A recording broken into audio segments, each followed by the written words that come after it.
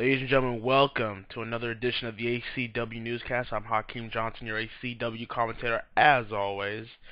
And today's a special edition of the newscast because obviously this weekend is Christmas or whatever holiday festivities that you celebrate. So first of all, before we start the newscast, we want to wish you guys a happy holidays, a Merry Christmas, a Happy Hanukkah, Happy Kwanzaa, Happy Yom Kippur, Happy Festivus, whatever holiday, religious or secular, that you celebrate. We just wish you that holiday spirit, and hopefully you're back with us next week for some more ACW action. So we're going to talk about your questions and comments as usual. We're going to talk about the ACW XL and Impulse shows that were posted this week and what shows will be posted to come. And also we will talk more about an update in regards to the Stop Online Piracy Act. Some updates on that for you guys to just pay attention to as to what dates are going to be important in terms of that bill being looked into and maybe possibly passed. But first off, we're going to start as always with your questions and comments. So we're going to go into the ACW YouTube channel page, and you guys have sent a lot of comments for us, So I'm surprised for that. DXSMP states, awesome click preview of Genesis. I give it an 8.5 out of 10. By the way, which one you think is the Triple H of DX version? I forgot this table name, which is DX, out of Gohan Naruto. Even though Gohan is like a HBK, but I think it's Naruto because you don't really put people over. Thanks for your awesome show over the past years, yo. I'm ready for your next episode of Impulse. So what he's basically saying is, who was the Triple H in terms of Degeneration X between Gohan and Naruto? If you mean the brute style, the more in your face brawler type of wrestler, then that would be Gohan. But since Triple H led the group basically this decade, I would say Naruto in terms of that leadership role. So maybe I think that's what you're getting at, but that's how I would perceive it between those two. And obviously, if you watched Impulse, Gohan wants to forget everything about Degeneration X, which we will get into later on. Akamaru 10 states, is there anywhere I can find your earlier shows?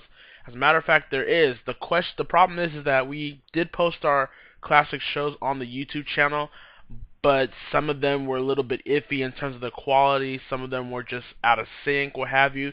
So we're right now working on. We have the classic shows. At least the ones we've attained.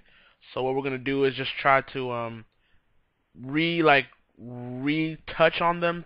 It's sort of like redesign the shows to make them fit within the YouTube restrictions of right now. So we're going to do a little bit of modifications and what have you with the classic shows. But we're going to start posting those shows in due time, probably sooner rather than you think. So just look out for those classic shows, and we'll be posting them here on YouTube and Blip TV as always. But when 21 Daniel says, can I be a story writer for ACW? Well, here's the thing. I have my Excel and Impulse storylines pretty much set from now until Animania 3. From now until Animania 3, I have my storyline set. But if you want to contribute on the next season after Animania 3 of ACW storylines, all you gotta do is send your inboxes to me. I'll look over them, see if they can fit within what I want to do, and maybe we can work something out. Again, we're trying to make this whole ACW run this time more interactive for you, the viewer, for you, the watcher, for you, the fan. We want to make it as interactive as possible. We want to start getting more involved with you guys and what you guys want with ACW. So just keep them coming. Just try to get involved as much as possible when it comes in terms of ACW. Brian in Raise 96, a loyal fan, states 5 questions actually, and it's actually about this January 2nd, 2012 video that's been appearing in WWE Television lately, which I will actually get into, and I'll actually read about what I said about that later on, as a matter of fact. But he says, I think what's with the weird girl and the bone chilling video packages we've been seeing in recent weeks in WWE is what I think are 5 possibilities, and I'm gonna knock them all down. Number 1, Karma is coming back after maternity leave. I don't think those video packages would be for Karma. If Karma wanted to come back, then Karma would have just came back by now. I don't think he needs a video to hype that up or whatever. Number 2, Undertaker is returned to Right or Wrong, quite possibly by Mr. Laurinaitis. Now, I've heard Undertaker is a possible choice for this, and I'll say my choice later on, but you know, it's gonna be a Undertaker's a possibility. I hope they don't go with that because they've done it to death with the Undertaker. Like they've always done these videos and it's always the Undertaker returning near the road to WrestleMania. And it's kind of the same old thing every year. So we want to do something different. So I don't. Undertaker's a possible choice, but I hope it isn't the choice. And I love the Undertaker. He's my favorite superstar of all time. But it gets repetitive and old for Undertaker to come back with such these promos every single time on the road to WrestleMania. They have to do something different. Number 3, a new diva is coming to WWE with Elizabeth Salandra. Oh yeah, girl with the dragon tattoo persona. They would not hype a diva to this caliber with these videos. I'm sorry, it's just the Divas division is not worthy, or it's not even worth hyping for these videos. I'm sorry. Number 4, Boogeyman is coming. No, he isn't, because Boogeyman is pretty much done with wrestling as far as I can tell, and he's pretty much old, so it wouldn't work. Number 5, Kate has a girlfriend who's coming, who's more destructive than Kane. Again, it's not going to be a female wrestler or a female manager or a female personality. It's these videos. It's not going to be a diva. WWE does not care enough to do that for a female. And I know that's going to sound sexist with certain people, but that's just the way it is with the WWE. So after all that, he asks, "What do you think, Hakeem?" And right now, I am going to go to my video. Oh well, I'm actually going to go to my what I said about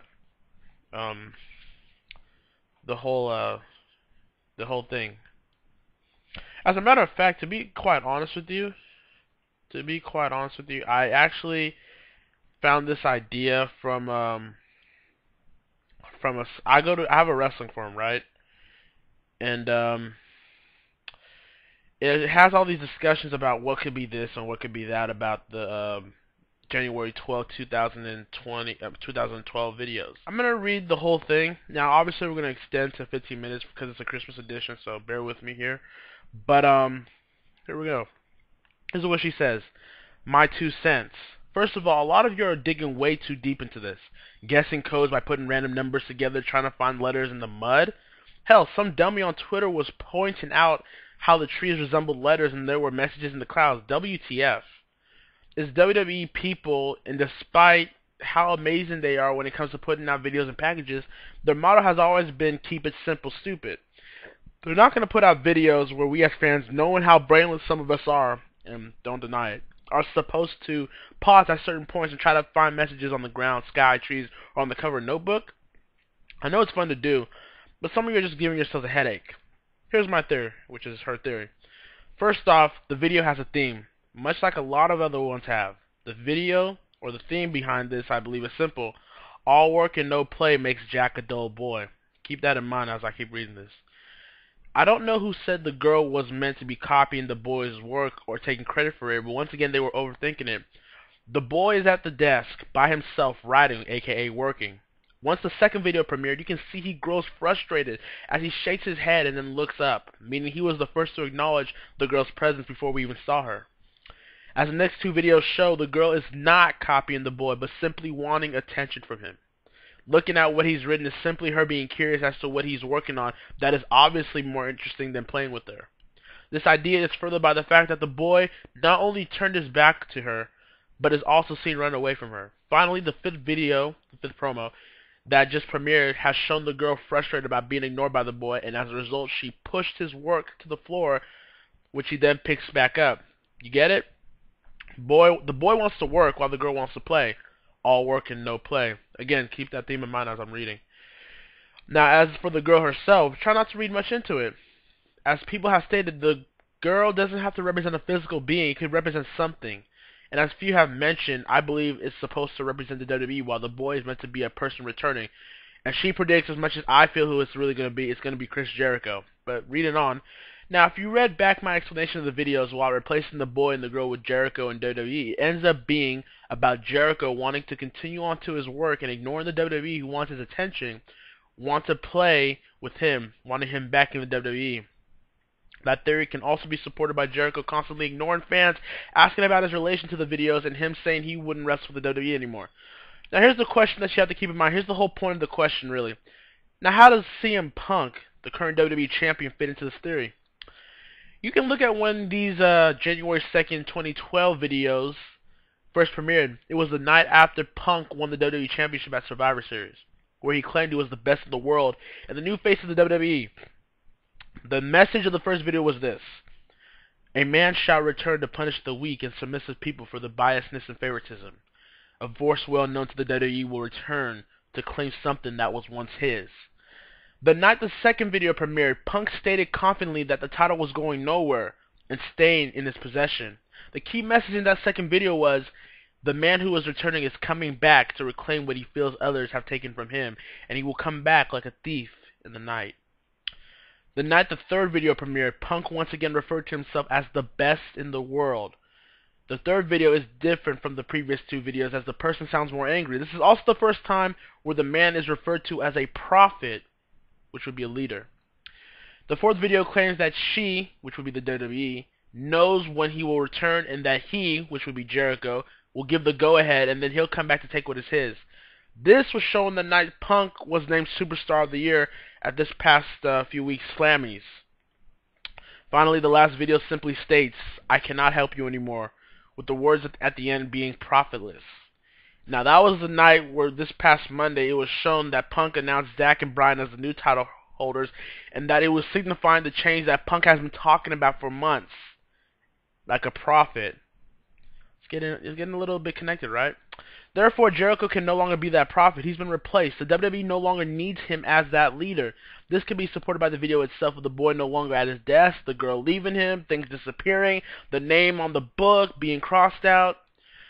So finally, to wrap this all up, to put her theory together, the video series was showing Jericho after leaving the WWE, working on his own stuff, despite the fact that the WWE wants him to return.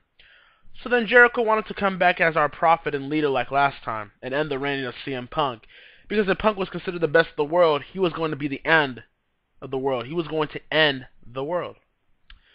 But now that WWE has made CM Punk champion and the leader of this new change, aka maybe a possible new era for the WWE, and we as the fans have gotten behind CM Punk, Jericho feels he can no longer take that role. He is now useless, so he can't help us anymore. So here you enter the dark version of Chris Jericho, which she calls Doomsday 2J. I know, it's catchy. He no longer is coming back for us. It's not like this time. It's not like last time. This time, he's coming back for himself. He's coming back for the moniker, which would be best in the world, and he's coming back for that WWE Championship. Because it's a title that defines CM Punk as the best in the world, because without it, CM Punk isn't anything. So Jericho's focus has shifted, and that belt is what he wants. Therefore, it will set up a championship match between him and CM Punk at WrestleMania 28 in Miami, which will be headlined by The Rock and John Cena anyways. So she wouldn't be surprised if the last video was the camera showing what the boy had been writing all this time, and all it showed was, I'm the best in the world at what I do, written repeatedly, kind of like The Shining. Keep in mind, this is just her theory. Doesn't make it true. She could be as wrong as the rest of you. So I want you guys to keep that in mind. Think about that theory until January 2nd rolls along for Monday Night Raw. Maybe she was right the whole time. Maybe she wasn't.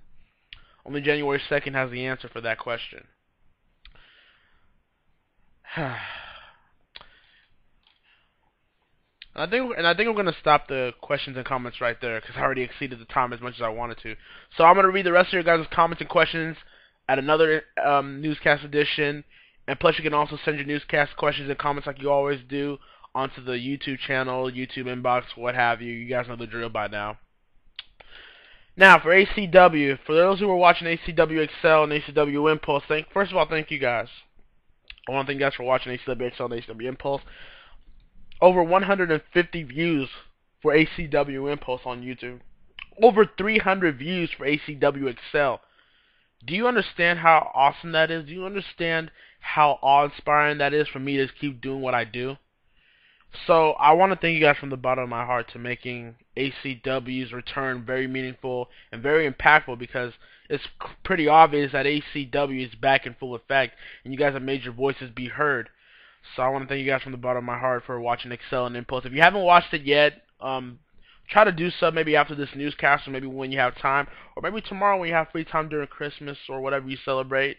And you know, just watch ACW and just enjoy the holiday spirit, as I know you guys would. So But nonetheless, um, what happened on ACW Excel? First of all, you had Horror Glory come out.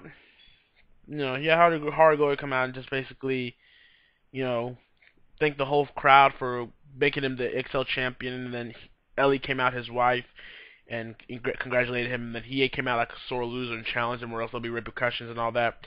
So we're gonna read the preview for ACW XL 19, which will be posted either Tuesday or Wednesday. Don't guarantee me on that, because I don't like schedules. I might post it on the Thursday if I said it's on Tuesday. But early. I'm gonna say it like this: earlier in the week on Excel, this is what's gonna happen. On the next episode of ACW Excel, is one episode you better not miss for these following reasons. Horror Glory on Excel 18 had a lot of people to thank, but it was one Ellie Glory, Haru's wife, that got special attention for making him the man and champion he is today. As they were taking their leave, he showed up on the screen and still displayed anger from his loss against Haru for the Excel Championship at Genesis. He demanded that he get another rematch, or else there will be serious consequences. What will unfold between Haru and Hiei going forward on ACW Excel 19? Gamma has made their primary goal a very dedicated one, as Sasuke and Moroku plan to get rid of all the old farts in ACW that are polluting Gamma's spotlight. That point was made as a strong one when Moroku and Sasuke beat down Kinnikuman and Kakashi to end XL18. We can confirm, and it's been reported on the website as well, that Kinnikuman and Kakashi are in critical condition. They are hurt and will not be cleared by doctors to return to Excel until they recover under the doctor's satisfaction. However, Roger Glory has made a match for XL 19, as Sasuke Uchiha will face Akuma in a non-title match. So is Akuma back in the game, and can he defeat a champion in Sasuke, or will Gamma's attacks continue to have a major effect? Plus, this is another big item, another big news that I'll explain to when I finish reading. Plus, after news broke out, it was made official. Zuko lost to Aang at Genesis and feels he deserves another shot. So with Zuko's request, along with an always open and fighting champion and Aang's approval, Roger Smith has made it the final decision. It will be a best-of-5 series that will extend the remaining episodes of XL until Fusion in February. The first man to win 3 matches out of possible 5 matches in the series will be crowned the XL Road Disney champion. The first match started on XL 19. The first match starts on XL 19. So who will walk out with a strong victory to kick off the series? So basically, it's a best-of-5 series. The first man to win 3 matches will win the series and will become the ACW XL Road Disney champion. Momochi Zabuza has now destroyed the team of Hibiki Tokai and Kazuki for the past few weeks. Where will the destruction come to an end, and who will be able to put an end to it? Finally, the Titan Speedy goes one-on-one with the Zodiac Seiya as their own midi feud continues. All that on ACW XL 19. Don't miss it. Of course you won't. So those are the matches and those are the scenarios that we have right now for ACW XL. And then we got ACW Impulse 26 stemming off from that epic Impulse 25 event. We're going to go over that right now. On the next episode of ACW Impulse, the road to victory is set for at least one match heading forward. In one of the greatest main events in ACW Impulse history, Ryu defeated 3 men in Gaara, Mugen, and Kyo to become the official #1 contender for the Impulse Championship that is currently held by Gohan. Now the countdown begins as Ryu will be set to take on Kyo in the main event of Impulse 26 as a precursor for his upcoming title match with Gohan. Where will the build go between 2 men, and who will carry momentum heading into victory? Not to be left behind, Gaara and Mugen will also be squaring off in singles action. Gaara, a former XL champion, looks to establish a presence in Impulse. Ever since he has been drafted 2 years ago, Mugen, the Japanese rattlesnake that was also drafted from XL, tends to be a fighting contender in hopes of winning his first ever world title. Which of these two will get an extra consideration in the form of this match? Broly's challenge is underway at Impulse 25 as he successfully defeated Kai Iwatari to win his first challenge. Afterwards, the White Tigers attacked Kai in retaliation of what Kai had said in a recent ACW interview on Ray Khan. Although Kai is not scheduled to be at Impulse 26, the White Tigers are, as they will take on the HIT. Also, Broly's challenge continues as Monkey D. Luffy has accepted the challenge for this episode and looks to topple the behemoth. Can Luffy be able to do that despite these numerous interruptions as it pertains to him? Or will Broly hold strong once again? All that and plus the 2011 Elite Tournament winner, King of Elite, Sagat, is scheduled to be in singles action against Cloud Strife, and we expect more developments between Ryoma Echizen and Joe Higashi to continue after they brawled at the start of Impulse 25. What will it lead to? well, don't miss Impulse 26, which will be available on YouTube and Blue TV. So those are your previews for both shows. That'll be up possibly this week. So just give me time on that, and hopefully they will be posted.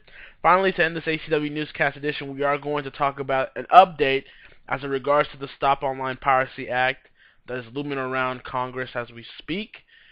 So, first of all, we're gonna here's the thing. And this kind of shocked me. Some shocked me, some didn't. Um, I have a list. I have a list of supporters that are actually supporting this Stop Online Piracy Act. I'm not gonna name them all, but I will name the significant ones that you might know and you might, shock you as it pertains to this.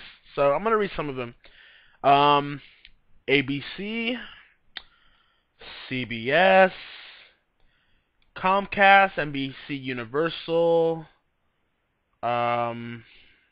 ESPN, Disney, of course, GoDaddy, Major League Baseball, Marvel, yes, your beloved Marvel people, McGraw-Hill Education, Minor League Baseball, the Motion Picture Association of America, surprise, the National Football League,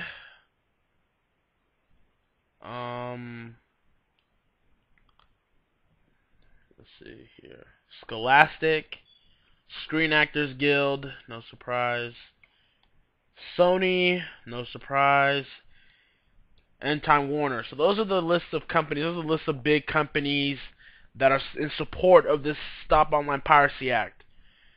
Some are surprising, some really aren't, because let's be honest. Oh, I actually have a little bit more here, actually. Okay.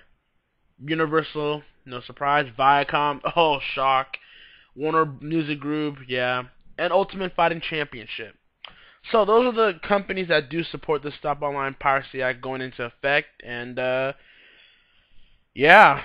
Some are surprised, some are not. So I would just advise those people to be aware and be intellectual about what is going on with this bill that could possibly pass and pretty much infringe your First Amendment rights and what have you. So those are the lists. Well, those are the big names that you need to know about. So if you feel like, boycotting them, if you feel like not using their products, if you feel like not giving them your money, do what you have to do, I guess, to make sure this bill doesn't pass. And I'm going to read a little bit from this article that was posted on the Huffington Post about this thing. Let me just see here real quick. Okay, so the SOPA hearing has been postponed for now since Congress is in recess, and you know how they're so diligent at work during this time of period. But the next date that you have to worry about will be around the third week of January, because that's when the House will be back into session. And that's how it's going to happen. Another key date, however, you need to pay attention about is January 24th, because that's when the Protect IP Act is set to go before the Senate.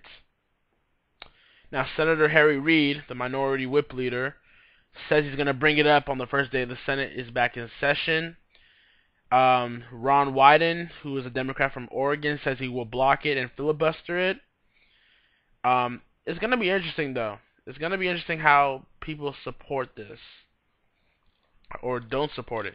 So yeah, not only do you not want to watch out for SOPA during the early weeks of January, watch out January 21st, because the Protect IP Act will go in front of the Senate, and we'll see what goes on there.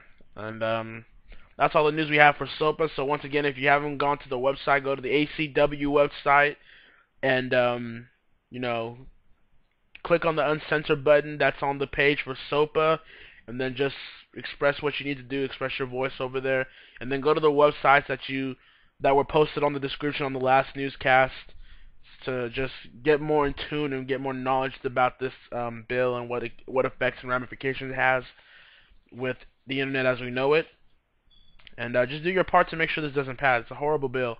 And it's something that if you love the internet so much, especially if you're a call fan or if you're a call owner or if you're just a person that loves the internet, just this is something you need to do to stop.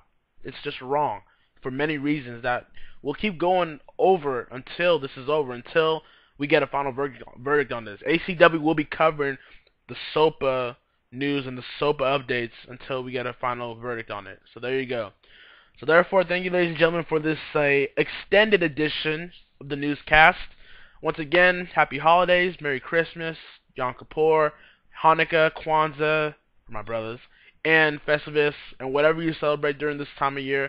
Thank you for making ACW's return a very impactful one, and heaven knows that we're going to make ACW in 2012 a big, big, big impact for all colleagues included. So ladies and gentlemen, thank you for this ACW newscast. We'll see you next week for the New Year's Eve edition. The New Year's edition, around there, for ACW. Thank you guys.